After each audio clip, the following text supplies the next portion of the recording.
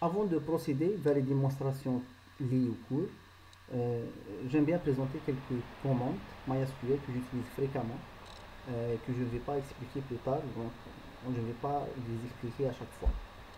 Alors je vais me connecter à mon serveur avec le mot de passe et je vais créer une base de données. Alors euh, je vais dire exemple, je ne sais pas, exemple 1000, je vais la supprimer plus tard, c'est pas vraiment important. Maintenant que j'ai créé la base de données, je dois la sélectionner. Comment sélectionner? On sélectionne par le mot-clé use. Alors je ne peux pas exécuter des commandes SQL sans ou bien sans sélectionner une base de données. Donc la commande SQL doit être exécutée sur une base de données. Alors avant de faire par exemple la commande use, si je fais par exemple create table exemple, à titre d'exemple seulement qui contient une seule colonne, tout simplement, j'ai pas une base de données sélectionnée.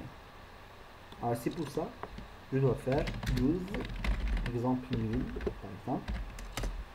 Ensuite, maintenant, si je exécute la commande createable id, s'appelle primaire, et non, une chaîne de caractères,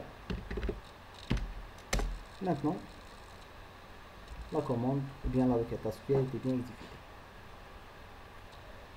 La commande suivante, c'est une commande qui me permet d'afficher les tables d'une base de données, c'est la commande showTables.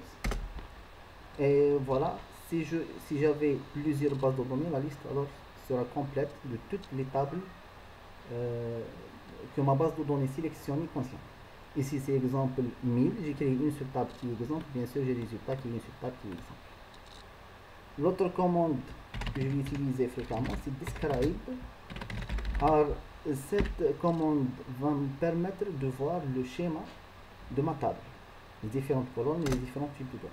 Alors nous pouvons voir que j'ai le champ qui est le ID, qui est un entier. Bon, un entier, lorsqu'on dit 11 positions, si on parle d'un entier sur 4 octets. Nul, non, on n'admet pas le nul parce que c'est la clé primaire.